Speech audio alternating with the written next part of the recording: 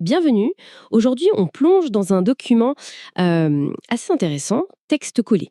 Il explore comment les maths peuvent ouvrir des portes professionnelles super passionnantes. Oui, surtout au Burkina Faso et en Afrique de l'Ouest. Exactement, l'économie, elle change vite et on voit une vraie demande pour ceux qui savent manier les chiffres, la modélisation, l'analyse de données, quoi. C'est ça. Notre objectif aujourd'hui, c'est un peu de cartographier ces opportunités. Le texte donne pas mal de détails, les secteurs clés, les métiers, les formations. Les employeurs aussi, même l'entrepreneuriat. C'est assez complet. Voilà, une sorte de guide, on pourrait dire.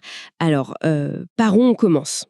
Le document insiste pas mal sur le secteur banque, finance, assurance. Ah oui, ça c'est un gros morceau. Le texte cite des postes comme analyste financier, gestionnaire de risque ou actuaire. Actuaire, c'est ceux qui calculent les risques pour les assurances, c'est ça? C'est ça, entre autres.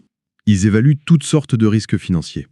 Et le document mentionne des banques genre Société Générale Burkina Faso, Banque Atlantique, Coris Bank. Ecobank, Bank of Africa aussi. Elles cherchent activement ce genre de profil, avec une solide base en maths. Tout à fait. Des profils quantitatifs, comme on dit. Mais pourquoi cette demande si forte, là, maintenant, dans ce secteur? C'est la digitalisation ou de nouveaux risques? C'est un peu des deux, je dirais. La digitalisation, forcément, ça génère des tonnes de données. Il faut bien des gens pour les analyser. D'accord. Et puis oui, la gestion des risques, qu'ils soient de crédit, de marché ou même opérationnels, ça devient de plus en plus complexe. Ah oui. Oui, ça demande des modèles mathématiques plus fins, plus pointus, et puis adaptés au contexte local, bien sûr. C'est très clair. Alors, autre domaine qui explose, d'après le texte, les technologies de l'info, la science des données, les télécoms. Oui, et là c'est assez logique avec ce qu'on appelle le big data, hein. Les analystes de données, les scientifiques des données, les data scientists, ils sont devenus incontournables. Pour donner du sens à toutes ces données, Exactement.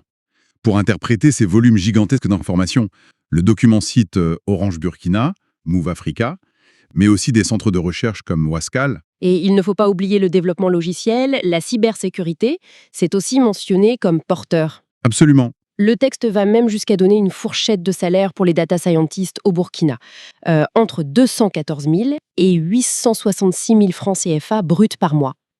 C'est pas négligeable. Non, c'est intéressant, et il insiste beaucoup sur la maîtrise des outils. Ah oui, les fameux Python, R, SQL. Exactement.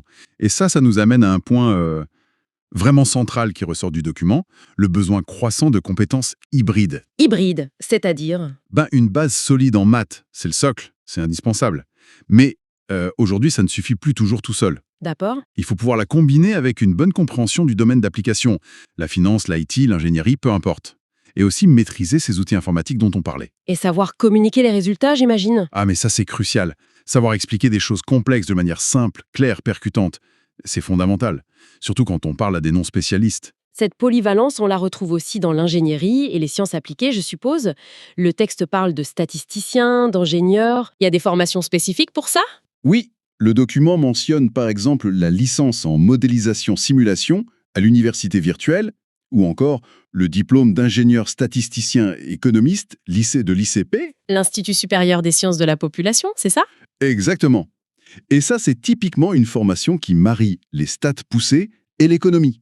Ces profils-là, ils sont recherchés. Par qui, par exemple? Par des entreprises minières comme Mgold et Sakan, ou des bureaux d'études. Justement parce qu'ils savent appliquer les maths à des problèmes très concrets du terrain. Bien sûr. Le document n'oublie pas non plus les débouchés plus classiques, on va dire. L'enseignement et la recherche. Oui, via les universités comme l'UJKZ Joseph Kizerbo ou l'UNZ Nazi Boni, ça reste une voie importante. Bien sûr. Et le secteur public aussi. Exactement.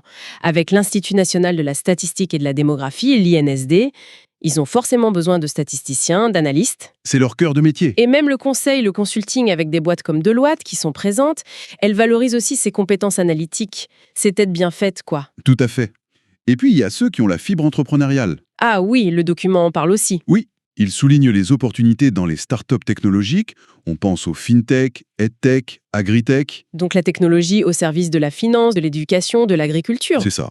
Mais aussi créer sa propre boîte de conseil en freelance ou monter des formations spécialisées. Il y a des choses à faire. Et il y a des structures pour aider? Oui, des incubateurs, des accélérateurs comme La Fabrique ou Wagalab sont mentionnés. Ils existent pour accompagner. Mais bon, soyons honnêtes. Oui, bien sûr. L'accès au financement, ça reste souvent le nerf de la guerre. C'est un vrai défi. D'accord. Donc, si on résume un peu tout ça, ce document nous montre que les maths, c'est vraiment une clé. Une clé qui ouvre plein de portes professionnelles intéressantes, stimulantes, au Burkina et dans la région. Oui, c'est exactement ça. Et la clé du succès, finalement, d'après ce qu'on lit, c'est d'être proactif. C'est-à-dire, Bien choisir sa formation, viser l'excellence académique, bien sûr, mais surtout, ne pas négliger ces fameuses compétences à côté. l'informatique, la communication. Voilà, l'informatique, la communication, la compréhension du secteur, c'est ça qui fait vraiment la différence sur le marché du travail aujourd'hui. Donc on est loin de l'image des maths comme matière purement scolaire, un peu abstraite. C'est un vrai levier pour comprendre le monde et même agir sur le développement. Exactement. Une perspective très encourageante pour les jeunes talents.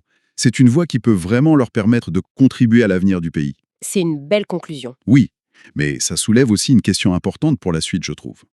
Étant donné l'importance de ces compétences hybrides, comment les systèmes éducatifs peuvent-ils mieux faire? Mieux préparer les jeunes? Oui, comment mieux les préparer, non seulement à être excellents en théorie mathématique, mais aussi à maîtriser concrètement les outils techno, la communication, tout ce qu'il faut pour transformer ce savoir en impact réel, sur le terrain. Une excellente question. Voilà. C'est une réflexion à poursuivre, je pense.